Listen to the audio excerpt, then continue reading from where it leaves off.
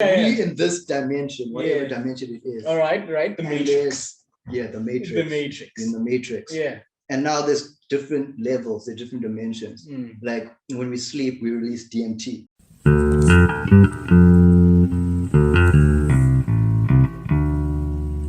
Thing like I'm a Christian, rich Christian, not a huge Christian, but Christian. You're religious. I'm religious. Yeah, that's probably it's weird. And it says in the book that my people suffer because of lack of knowledge.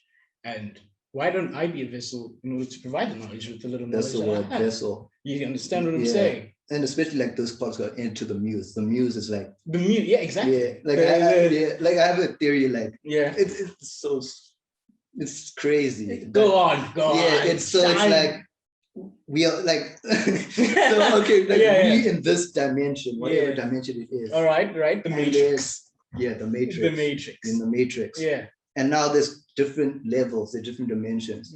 Like when we sleep, we release DMT, which produces dreams and stuff. And they say that's the same thing that like when people get that near-death experience, they hallucinate, they see themselves maybe going to heaven or something. But that's DMT. Yeah, the DMT released from your. Yeah, there's also like a drug that you can smoke that gives off the same effect. Yeah, and there's like a poisonous toad that Mike Tyson actually did that. You lick the toad and it gives you that psychedelic. I've read on something about that, So DMT. And there's also like, so when you sleep, you have dreams and things. And your thoughts, like I can think of something and let's say we haven't even spoken about it, but you have a similar thought or something like, and they say, especially of musicians, Nikola Tesla. He said that he like lots of his ideas came, like how he got them was through like sort of another dimension, like another being from another dimension passing it onto him.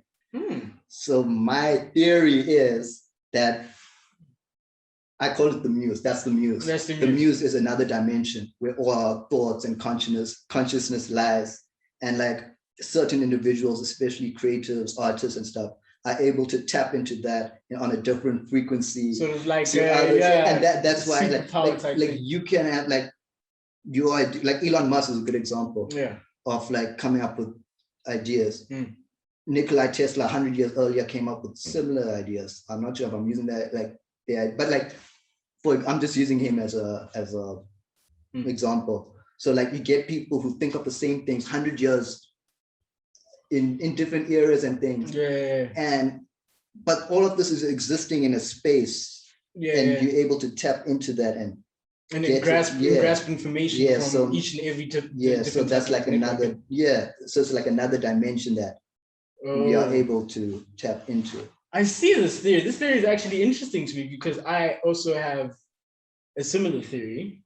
My theory is that what you call it now, as I said, vessels. So what my theory is that your Muse thing like taps onto mine a lot, because it's that all of us carry a certain type of information like a code, but this works for either whether relationships or whatever.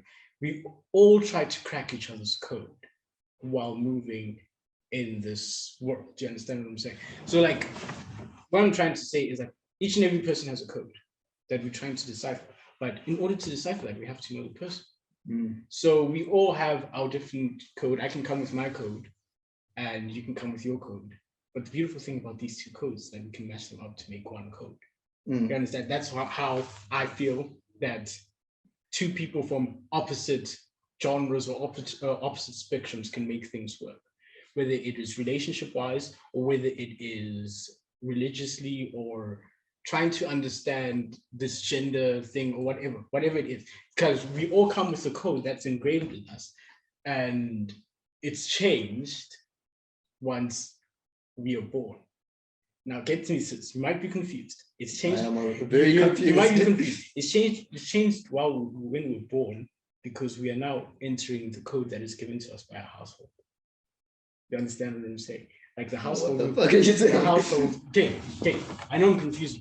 We're all born with a code, right? Yeah, I got that part. We're all born with a code, our own unique code. But I get what you're saying. So let me just like, carry on. Yeah, we're all born with the code, right?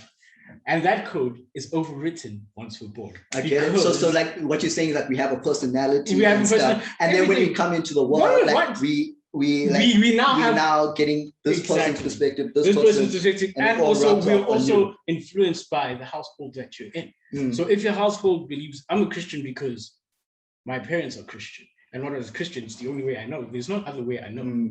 But then that code can also be overwritten by other outside circumstances. Yeah. You understand what I'm saying? So it's just that thing of passing on information and knowing yourself and knowing your understanding. That's what I mean, but we all have a code. But then like once we enter inside of this world, that code changes and it is influenced by our outside surroundings.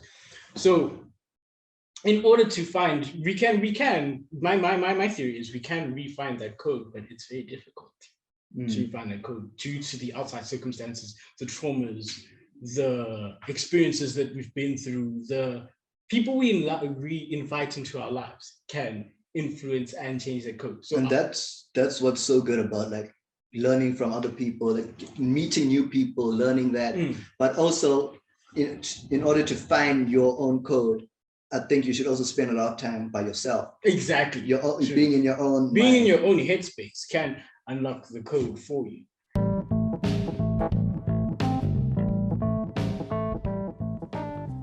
Catch full episodes of Into the Muse on Spotify, Anchor FM, and Apple Podcasts. Into the Muse on Spotify, Anchor FM.